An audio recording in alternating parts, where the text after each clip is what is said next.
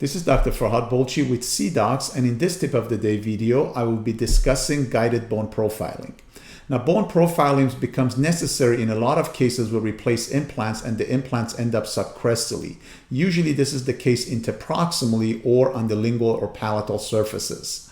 In order to ensure that our restorative components such as abutments and tie bases, impression copings, scan bodies, and so forth seat without impinging upon the bone, we need to remove the bone.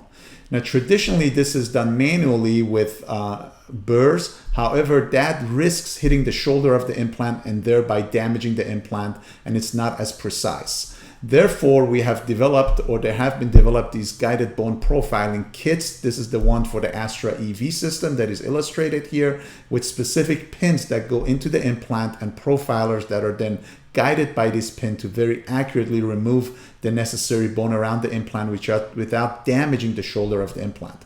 So here in this picture, you can see on the left the pin that goes inside of the implant, and then on the right you can see the corresponding profiler that follows this pin to very accurately remove the bone.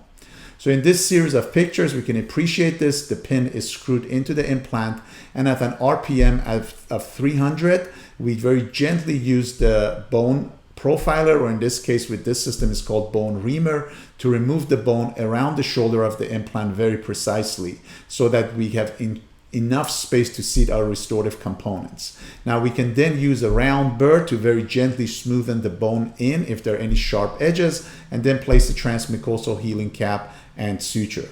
So this is a very elegant way to remove bone that would be in the way and not let restorative components seat.